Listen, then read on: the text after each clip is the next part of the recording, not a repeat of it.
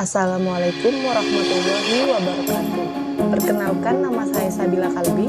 Saya dari kelas 11 IPA 3. Alamat rumah saya Candirejo dan hobi saya bernyanyi. Baiklah, pada kesempatan kali ini saya akan mempresentasikan tentang struktur sel.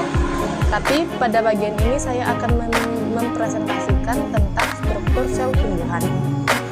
Yang pertama, apa itu sel tumbuhan?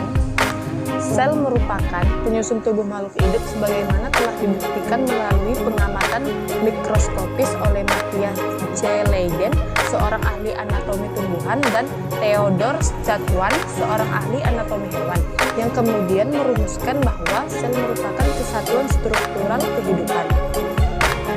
Dan yang kedua yaitu struktur sel tumbuhan. Sel-sel tumbuhan dewasa berbeda satu dengan yang lain dalam ukuran, bentuk, struktur, dan fungsinya. Kedua yaitu bagian-bagian organelnya. Yang pertama yaitu satu, inti sel tumbuhan atau nukleus.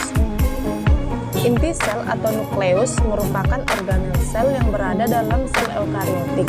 Sel tumbuhan termasuk kelompok sel eukariotik. Di dalam inti sel banyak mengandung materi genetik yang berbentuk DNA. Di dalam DNA tersimpan informasi genetik yang berbentuk polinukleotida. Fungsi inti sel adalah untuk mengontrol segala aktivitas sel berdasarkan informasi genetik yang dibawa oleh DNA. Yang kedua yaitu ada ribosom. Ribosom adalah organel sel tumbuhan yang mengandung protein 40% dan asam ribonukleat atau RNA 60%. Terdapat dua jenis ribosom, yaitu ribosom terikat dan ribosom bebas.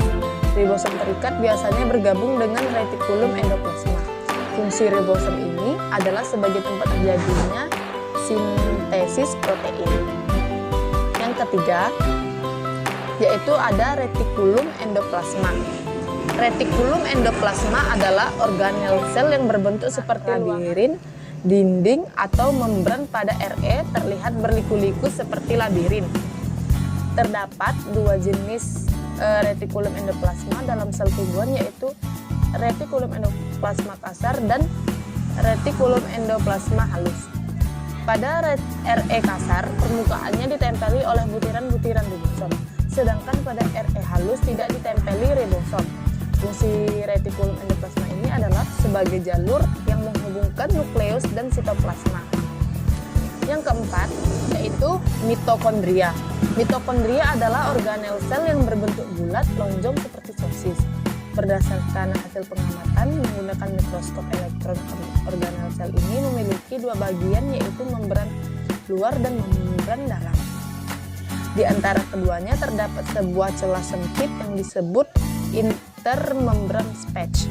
Membran dalam memiliki bentuk berbelit-belit seperti labirin yang disebut sebagai krista. Fungsi mitokondria adalah untuk menghasilkan energi. Mitokondria pada tumbuhan berfungsi untuk merubah oksigen dan zat gula menjadi karbon dioksida dan energi melalui respirasi seluler. Dan yang kelima yaitu ada badan Golgi. Badan Golgi atau aparatus Golgi adalah organel sel yang berbentuk kantung tipis tersusun secara berlapis-lapis. Bentuk badan Golgi hampir mirip seperti bentuk retikulum endoplasma, hanya saja terdapat lapisan membran pada kantungnya. Fungsi badan Golgi ini adalah sebagai alat sekresi pada sel. Yang keenam, kita lihat, yaitu ada kloroplas atau plastida. Kloroplas adalah organel sel yang hanya terdapat pada sel tumbuhan.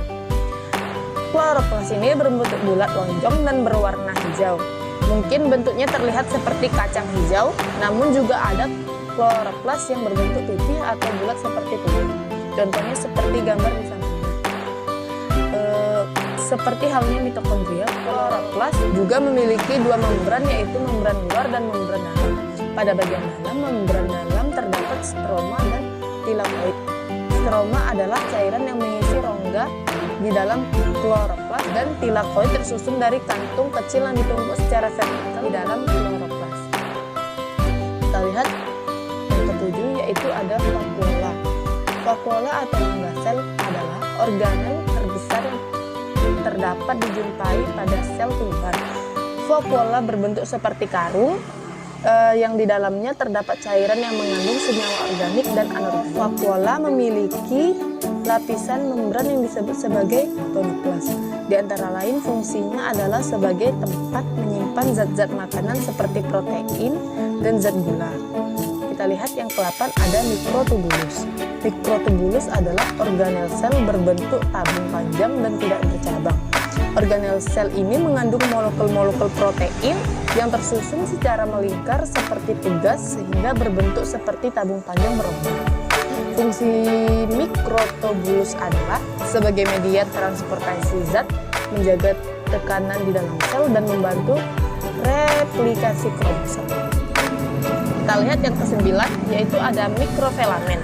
Mikrofilament adalah organel sel yang termasuk sebagai sitoskeleton yang berbentuk tabung panjang padat.